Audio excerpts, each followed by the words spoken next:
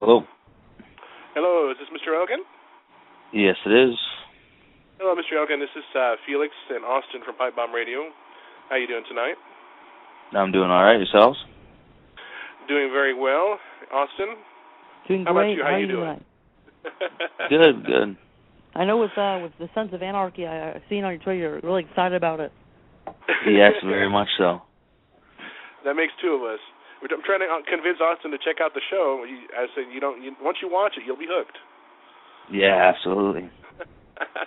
I'm going to go ahead and kick off with the first question, and then I'm going to turn it over to Austin here. My first question to you, Mr. Elgin, is how did you, obviously, most who got into the business of wrestling were fans as children, but how did you get how did you step into the wrestling business? How did it come about that you grew up and you were like, I want to wrestle, and that's what I'm going to do? Really, it's all I could ever remember liking since a really young age. I remember, the first years of school when teachers would ask their students what they wanted to be. I would always say a wrestler. And I was lucky. At the age of 14, I found out that there was a wrestling school that ran summer camps. It was like a 2-week camp, and nice. I went to it, and then after that, I was just hooked and joined up to the school. But at 14, I didn't really realize what was a good school and a bad school, and the first school I joined just wasn't really the best place to go. But when I was 16, I found Squared Circle in Toronto, and nice. That place has produced some great wrestlers, and a lot of the trainers broke in with like Edge and Christian and Rhino and stuff. So it was a good atmosphere there, and we got a lot of guest trainers at the time. So Squared Circle was definitely a good place that I ended up, and it didn't take too long after training there because I had the basics down that I started doing shows. No, that's very cool. Definitely. My second question to you is, I just got into watching Ring of Honor earlier this year, late last year, thanks to Austin. And I wonder, how did you get the nickname Unbreakable? Well, when I joined Ring of Honor on the Indies, I was known as Canadian Crazy Horse. And when I got there, Jim Cornette said it reminded him of an Indian, and he wanted something different. And we just tossed around a bunch of names, and one that I picked was Unbreakable, and we all agreed upon it. And I think it kind of, fits the style of wrestling that I think it just fits the way I wrestle and kind of describes me in the ring. And if you watch any of my matches, you know that if I happen to lose, it definitely takes a lot to do so. And I just want to say this. Go ahead, Austin. You are truly what defines everything I love about professional wrestling. I'm not just saying that because you're on here. This is the truth. You are great. You are awesome. Really. Thank you very much. Respect you. And you inspire him to want to be a wrestler, Mr. Elgin. Definitely. If there's anybody he's ever talked about more than unmentioned name, it's usually you. Appreciate it. Well, I was going to say that last summer you actually got the chance. You were actually wrestling a couple matches against Fit Finland. How was that like? Somebody like Fit, it's always a learning experience. He's been around a long time and done so much in his career that it's just an awesome learning experience to wrestle somebody like that. I feel that maybe the match could have been better, but that's just circumstances, and that happens sometimes when it's the first time you're wrestling someone. But I'm glad that I got the opportunity to be in the ring with him, and I definitely learned a lot. And his knowledge just is so vast that, as I said, anything like that is just a great opportunity. Awesome. Now, who were some of your childhood heroes growing up? That some of the stars that you just were like in awe of when you see them on the TV? Well, I think like most kids growing up in the 80s, Hulk Hogan was definitely, the number one when I first started like wrestling. Absolutely. I think everybody was at first. But through time, you start to appreciate different wrestling. And at an early age, I started liking the British Bulldogs and the Rockers. And then when Shawn Michaels and Davey Boy Smith split, those were two of my favorites. And also, I was lucky that a good friend of mine, that our main friendship was based on professional wrestling. He started trading tapes, so I got into Japanese pro wrestling really young. So I would have to say that Shawn Michaels, Davey Boy Smith, Dr. Steve Williams, Stan Hansen, and Kenta Kobashi were big influences on me. Good deal. And as Austin was pointing out to me a few days ago, as of the ROH World Heavyweight Championship Tournament, you've been getting along. You're down to the Final Four. And as Austin was telling me, we could be talking to the future World Heavyweight Champion.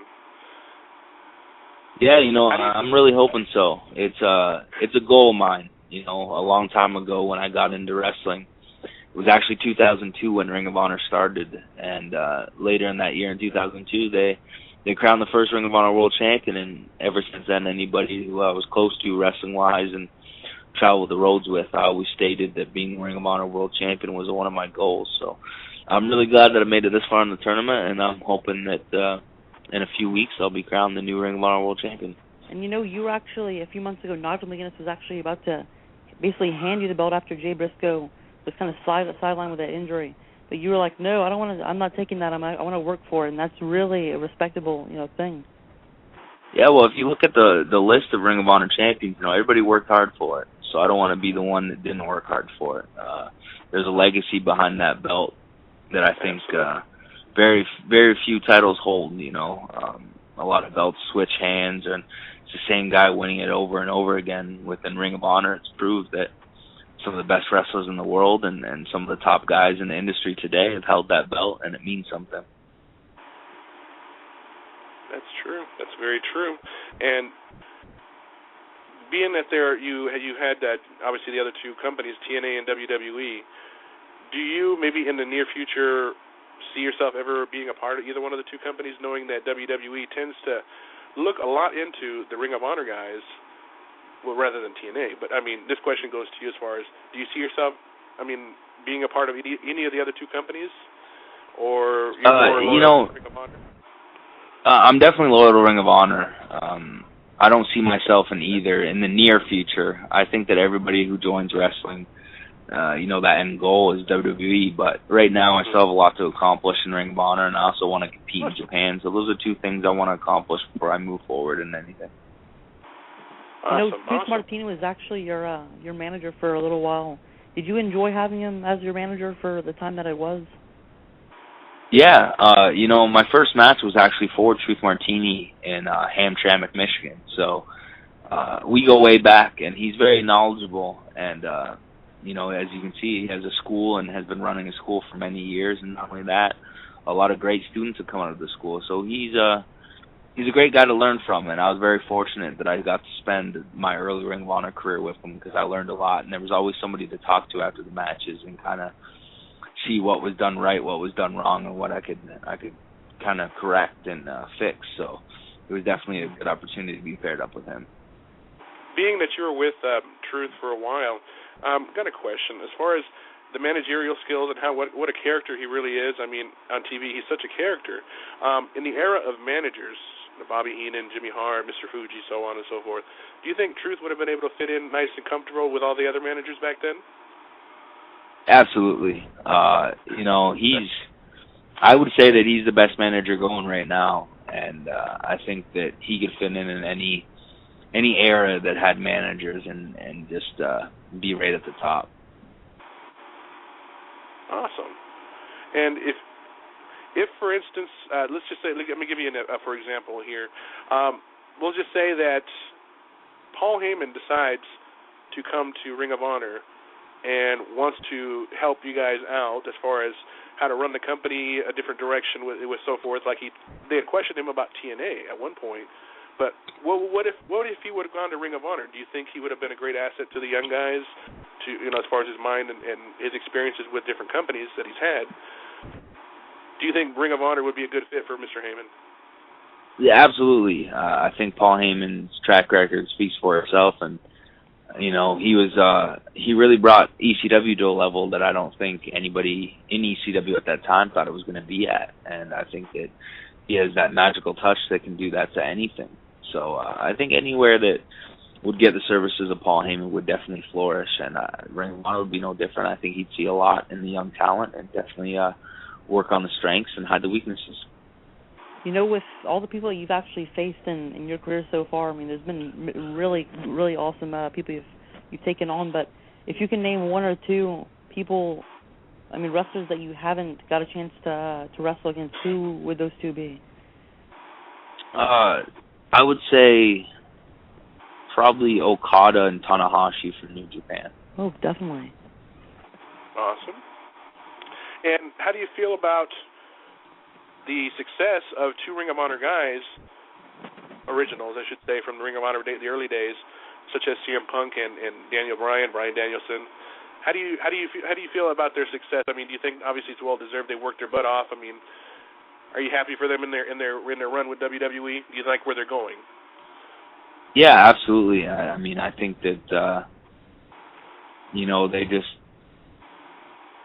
they've really worked their asses off and shown that the talent will always rise to the top, and no matter what people on the outside are thinking, you're definitely in a position that people's eyes are on the big picture, and I think they're doing great for themselves, and it's definitely something that everybody in Ring of Honor can strive for because they've seen how great they've done. With being 16 years old, starting professional wrestling like yourself, how hard was it to get around to different places, to wrestle? It was actually quite. It was easy because right off the bat I was traveling, so I met a lot of people and just got my face out there a lot. So traveling right off the bat really helped because I got to meet so many people who either worked for other companies or ran other companies. So I got my foot in the door in a lot of places really young and really early. I do have a Twitter question from Josh Long. He wants to know what makes wrestling so special, not just for you in general, but for the fans. What do you feel makes it special? I think there's so many aspects of wrestling that make it special. I think that the athleticism, the character-driven, it's so character-driven, and it can be so storyline-driven, and there's great dialogue, great action, great drama. It's really the best of all worlds, It's like UFC put into an action movie or a drama movie or a comedy or whatever, and it's just everything that you can think of all rolled up into one thing, and it's just no matter what you enjoy in life, you can really find it in pro wrestling. So I think that's what makes it special. Somebody who likes action, they can watch wrestling. Anybody who likes drama, they can watch wrestling. Anybody who likes comedy, they can watch wrestling. Anybody who likes mixed martial arts, they can watch wrestling. And it's just everything combined into one, so I think it's really special for everybody. So were you actually, before getting to professional wrestling, were you in any other sports before that? Yeah, I bounced around from sport to sport, but my big two were basketball and lacrosse. Oh. Awesome. The physical lacrosse games. They get physical. Yeah, absolutely. Now, I wanted to ask you, when you're out, obviously when you're away from the ring and you're spending time with your wife or your family, do you get approached a lot by fans? And if so, are they able to separate your character from the real life you? Obviously you're using your real name and so forth, but when you're in the company, you're going a certain direction, but it's not the same as being at home. My question is because a lot of times fans can't really separate the two. They get angry and they start throwing things at them or cursing them out for doing something to their hero or something like that. Has that instance ever happened to you? No, everybody that I've come into contact with in public is very respectable and just always nice and just wants a moment of my time to either talk a little bit about Ring of Honor or sign some autographs. So really there's no complaints about anybody who's kind of, bumped into me, whether it be at the gym or out to eat or anything like that. And in the markets that Ring of Honor has TV, I find that more and more people are coming up to me. I'm fortunate enough that where I moved to in Belleville, we get Ring of Honor, so there's a lot of people actually at my gym and when we go out that approach me. So it's they're always respectful and just ask about it and everything. So there's really no complaints there. So we're actually 11 days until Death Before Dishonor, September 20th. You're actually be facing Kevin Steen in the ROH World Title Tournament Finals in that night, and it promises to Death Before Dishonor promises to bring in you ROH World Champion. How will you basically take that spot and become that night? I think that I walk into every show that I do very prepared. I keep up with in the gym, and I always try to stay in shape, and just all I think about is pro wrestling. So when it comes to that time, it's just that switch is on, and I'm ready to go. So, I'm prepared as I ever will be. So I think it's my time, and we'll see on September 20th. Definitely. I mean, every single match that I watched of yours, I mean, you are a machine, you know. It's really awesome to watch you. I'm not even kidding. Really, really like everything you've done. I appreciate it very much. What is it like working with a legend in the business such as Jim Cornette? What's he like? I mean, it was great. I know there's been, some talk of the downfall of what Jim Cornette did with Ring of Honor, but there's so much that he did good that I think he doesn't get credit for. He's a great mind, and he's great with the structure of how TV is supposed to be formatted, and not only that, he was great with, teaching a lot of Ring of Honor how to talk and present themselves as a character. I find that can sometimes be the hardest place in wrestling. You can be a great athlete and a great in-ring performer, but sometimes you just lack with that, bringing your character to life and being able to translate it to fans in words, and I think he's helped everybody a lot with that. So having Jim Cornette around was definitely a pleasure, and I hope to run into him again down the road. I know with managers, sometimes they put the managers with the guys, as you were saying, kind of to that instance, with guys who can't really talk well or not sure how to deliver the message effectively. Why do you think? I mean, do you consider yourself a good stick man, a good man on the mic? I would consider myself all right. I mean, I'm always learning, and it's not that I can't talk or don't like to talk or anything. It's just sometimes it's hard to translate. Yeah, and I think it fits. I think that the way I love wrestling and the way I present myself as a wrestler, I think that I should only talk if there's a big instance to talk. Going into a world title match or going into a big feud. I think those are key times for me to talk. And if I'm just talking about everything, I think it loses its meaning. Not that I can't, and I mean, we can all ramble and we can all say things whenever, but there's also got to be some meaning behind when you talk, I feel. And I feel that if there's meaning and there's something that I can talk about, then I can talk all day. But when it's just, you have this match and it doesn't mean much, and what are your thoughts about it? It's just, well, if it doesn't mean much, then why am I talking about it? I'm going in there, I'm going to wrestle, I'm going to let what I do in the ring do my talking. But it's different when it's a big match feel or a big feud. Then you have something to say, and that's when you kind of let the words do the speaking instead of your actions. You do so much like storytelling in all of your matches. It makes you unique, and besides that, all your arsenal, and that kind of like translates into. I mean, you don't really have to talk in order to show that, That just puts it into. That's all you have to do, I appreciate it. And at this point, during the late '90s, when at the peak of what am I thinking? The Attitude Era, and the Monday Night Wars. Which side were you on, or were you just flipping channels between both? I mean, I was definitely flipping channels between both. I was a huge wrestling fan. I remember I would watch. Actually, you know what? I can't say I flipped channels, but what I would do was I'd watch Raw on Monday, and then I'd watch repeat right after school on Tuesday of Nitro. And I would tape both, and I would keep them both. I mean, I still have a basement back in Canada filled with VHS tapes, just of all Raw and Nitro and Thunder, and then SmackDown when it started. So it's just a big collection of everything.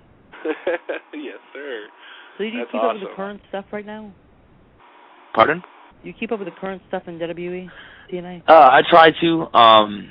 When it's when there's big things coming up, I definitely try to find it online. I don't try to watch too much TV at home, cable-wise. Then you just get stuck watching it. So I'm on the Netflix kick. But when it's like after a pay-per-view or something, I'll watch it. Or when it's the show before, leading up to a pay-per-view, I'll try to find it online. And if I ever have a Sunday off and, it's a cheat day or whatever, I don't mind going to Hooters and checking out the pay-per-view.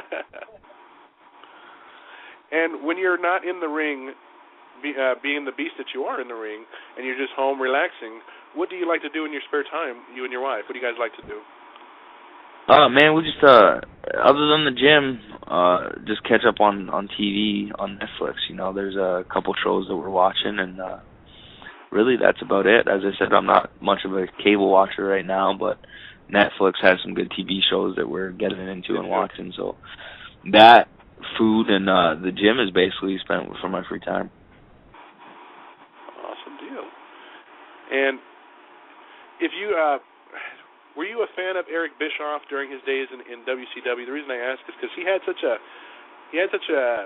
killer, like, I'm going to take out the WWE and rule the world kind of attitude, which kind of calmed down, so to speak, over the years. Would you say that you were a fan of Eric Bischoff? Would you call yourself an Eric Bischoff guy, or more preferably a Paul Heyman guy? You know, it's hard to say. I was always kind of more of a fan of WWF. I like certain things on WCW. Like, I liked when they used the cruiserweights and guys that I like that. But through and through, you know, I was more of a WWF fan during the battle of WCW and WWF. So I definitely wouldn't side with Eric Bischoff. But I think, you know, what he did for WCW was great. Well, it happened, but you saw that it quickly fell off. So, I mean, I definitely have to stick with the WWF. Awesome. And if you, I mean, working the indie shows, have you actually had the opportunity to meet some of the wrestling legends? And if so, who have you met? And did they offer any specific advice? Yeah, you know, I met a lot. They all give advice. A lot did we meet. Like, I met Billy Gunn, Road Dogg, Nash, Hall, a lot of guys from that era. They still do shows. And, I mean, they all have such knowledge and always are easy to talk to and easy to put, you know, you can go up to them and say, hey, did you get to watch, or can you watch, and can I get some advice? And they're always willing to give it. So it was great to be around those guys. And even so, like Rhino, I've been lucky enough to do a lot of traveling and shows with him, and he's always got great advice. So there's a lot of guys that I've got to learn from over the years. Besides Death Before Dishonor in 20 days, 11 days, any other shows that's coming up for you? Yeah, actually, I have Beyond Wrestling in Providence this Sunday, and it looks like a hell of a show. They got a lot of guys on it, and I'm looking forward to debuting for Beyond Wrestling. Awesome. That's a really. I've been watching that. Isn't that Booker T school? No. It's a wrestling promotion at Connecticut area. Oh, okay. Yeah. I don't know. I was thinking that. It's cool. And at this point, I mean, if fans want to keep up with what you're doing, as far as you posting where you're going to be next, just if they wanted to ask you questions in general, you do have a Twitter, which we do follow. And, you want to go ahead and just toss out your social media if fans want to follow you? Yeah, absolutely. It's ROH Michael Elgin. I always try to reply on there, so feel free to shoot some questions or just follow and see what's up. I got an appearance Saturday, too, in Springfield, Illinois. Unfortunately, I can't remember the name of the building, but it's a country music concert, and I'm going to make an appearance there. So I'm a big fan of country music, and Cody Jinks is the headline, and I'm excited to go out there and listen to some of the music live. Take your wife out and go dancing, right? Yeah, absolutely. And at this point, I'm going to ask Austin, do you have any other questions for Mr. Elgin? Besides that, I want to say thank you for all that you've done, and I really look forward to your future, because it's very, very bright from all you've been doing, and and you started young, but I mean that just made you better, Thank you very much for the kind words, man. I have a question on our Facebook from Joey. He asks, how did you make it to Ring of Honor? How did you go about finding out about them and making it to the company? Well, as I said, I found out about them, very early on in my career, just watching independent wrestling and seeing them. And I actually did one of the camps they have. I did a camp in October of 2010, and they started using me right after that. I mean, I've been pretty much full-time right after that. So I'd suggest any aspiring wrestlers that they hit up the camps. I believe they have one December 7th and 8th or 8th and 9th.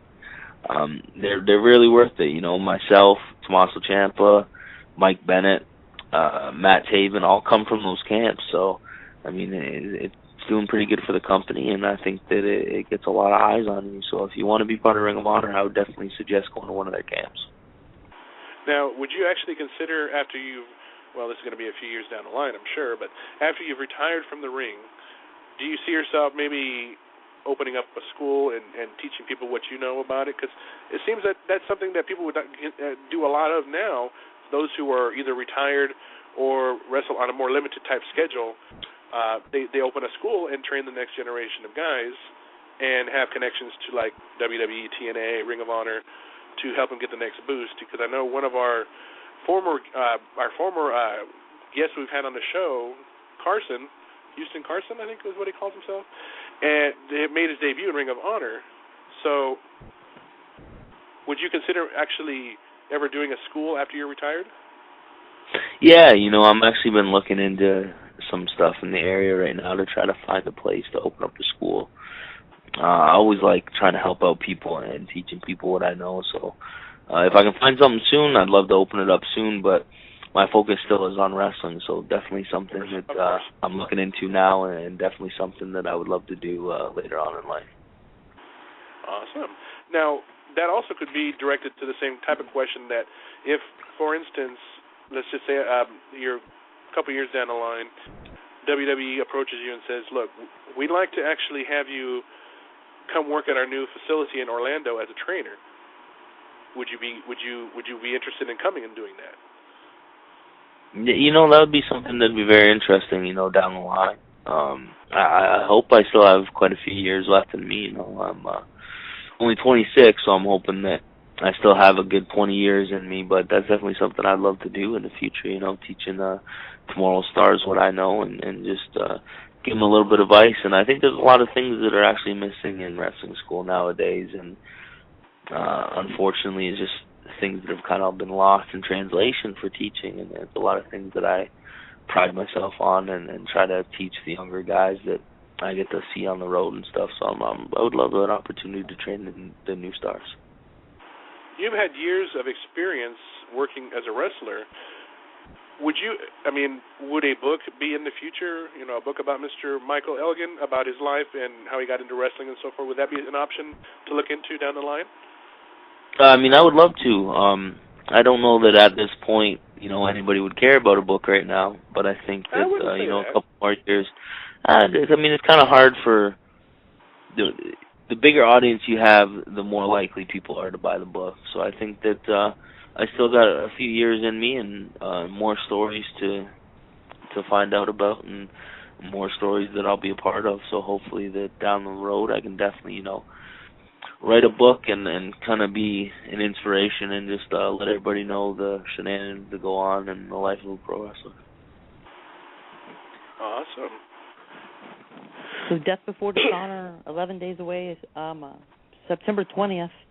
We might be talking to the future ROH World Champion right now, and in order to do that, you're going to have to beat Kevin Steen and beat whoever wins between Tommaso Ciampa and Adam Cole. Yeah, I'm looking forward to it, and I think all three men are great wrestlers and have had a great year in Ring of Honor, so I'm looking forward to it. Unfortunately, I lost any actual road stories that you might want to, that wouldn't get you in trouble if you shared them? Nothing too exciting, really. That's something maybe for another time. Nothing too deep. Understood. And let me see. I think we had. Now, actually, I'm going to go a different direction. I want to ask you. Obviously, you heard of The Undertaker. You know who he is. Yep. Do you see, what would you like to see him do as far as, the question that goes like this. Obviously, he's undefeated at WrestleMania and so forth. Do you think that, just in your opinion alone, of course, do you think that he should, A, retire undefeated, or B, pass the torch to a new young guy to put him on the map, if he sees fit? Or C, you don't really know, but you're enjoying it anyway? At this point, I think that it's definitely just keep the streak alive and retire. It's one of the few things that I think WWE can still, that's a big deal, going that many matches and not a loss on such a big pay-per-view. I think it's just something that should go down in the history books at this point. I feel that a couple years they were kind of late with guys that could have beat Undertaker and it could have meant something. It has to be somebody on the rise, and it has to be someone who's so close to that top spot, and that victory can do something for them. And, like as great as the matches were with Shawn Michaels or the great as the matches were with Triple H, it did nothing in Shawn Michaels or Triple H's career to defeat Undertaker in such a grand stage. And I would even say last year with CM Punk, he was already at that level that he didn't need the victory. Maybe a couple years before he could have been in that position. It could have been, CM Punk wins, it could escalate him. But there's not really, they only have a couple, 6-7 months before WrestleMania, so there's really not somebody on the rise right now that could use that win. So it's kind of just something that they got to keep, they got to cherish and hold on to, and just kind of have them have one more victory, and that'd be a farewell. What was it like working with guys like Charlie Haas and Shelton Benjamin? It was fun while it lasted. I think there's a little difference in the styles that we all perform, but I really had nothing bad to say about Charlie. Neither was Shelton. Shelton's kind of keeps to himself and maybe rubs some people the wrong way. He's not the most sociable person in the locker room, but that's, I guess, just his personality. Charlie Haas was always fun and cool to be around. I would have to say that it's just a shame that everything's happened with Charlie and he's gone, but hope to see him down the line. Absolutely. And at this point, where would you see yourself, let's just say, in about a year from now? Do you see yourself still being the champ? If you were actually, we're rooting for you. We think you're going to win it. But do you see yourself still being the champ a year from now? Yeah, in a year, I see myself as the most dominant Ring of Honor World Champion in history. That's a better way to say it. I was kind of fumbling that one. But do you actually get into the women who wrestled? I mean, the women of Ring of Honor and watching their matches, or any other company that like the TNA Knockouts, the wrestling. I mean, which company do you feel has the best wrestling for the women? I would definitely say, Ring of Honor would if it highlighted a little bit more. But unfortunately, they have them on TV and once in a while on the house shows. But I don't really care for it on TNA, just because some of them aren't the best. But I would say that I was lucky enough to sit around for some Shimmer weekends, and man, that's some great women's wrestling, and I think that anybody who likes women's wrestling should definitely check out Shimmer. And who were some of your favorite managers growing up as a kid? I mean, you grew up in obviously the era of managers and tag teams like I did, and who were some of your favorite managers or even factions? It's a two-part question. Favorite managers and favorite factions of all time. Favorite managers would probably be Bobby the Brain Heenan and J.J. Dillon. And favorite faction, I'd definitely have to go to the Four Horsemen. Great choices. Very good choices. And I'm going to turn it over to my good buddy here, Austin. Did you have any final questions for Mr. Elgin? That's it for me. I don't want to keep him on for too long. I just want to say thank you again. Thank you again. I always say this for the rest of that come on here, but I really, really appreciate all that you do. I said it 1,000 times probably in this show, but I truly do. I can't say it enough. Oh, no problem, man. I appreciate the kind words always.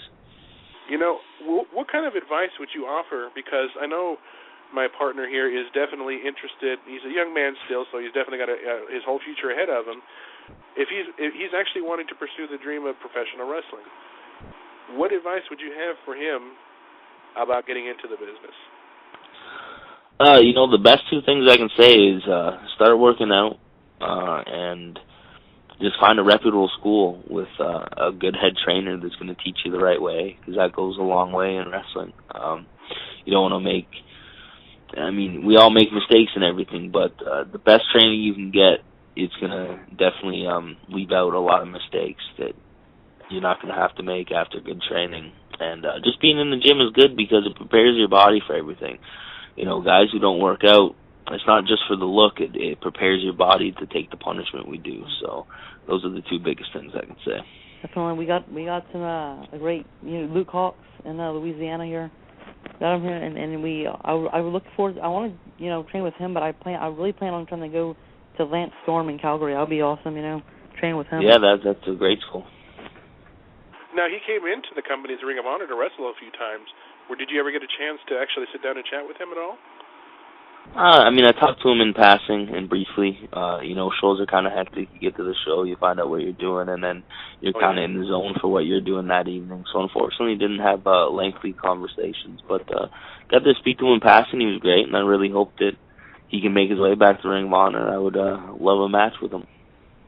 Actually, I wanted to ask you, Mr. Elgin, before we let you go, would you be okay with answering maybe one phone call? Yeah, absolutely. All righty. Because we do have one here from area code 801. 801, you're on the air with Felix and Austin, and the Unbreakable one, Michael Elgin. What's your question? Hi, Mr. Michael Elgin. Hey, man, how's it going? I just want to say, pretty good. I just wanted to know, I'm a worker as well, but I just wanted to know,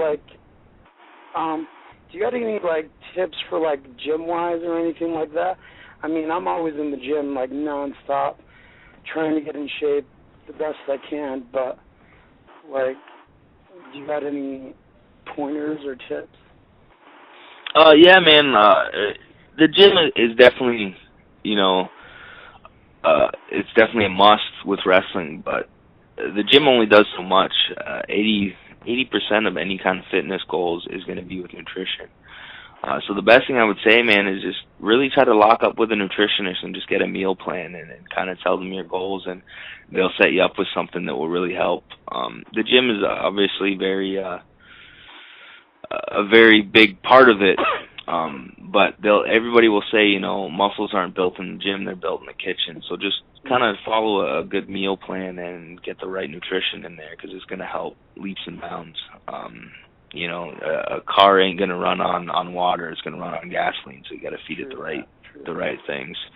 So that's a major thing. And then the gym, man, the best thing I can say is cardio first thing in the morning on an empty stomach is the best to kind of drop body fat and get leaner. And then just, for me personally, lifting super heavy works, but everybody has their differences, Yeah, I've been lifting light lately, and I'm seeing more improvement.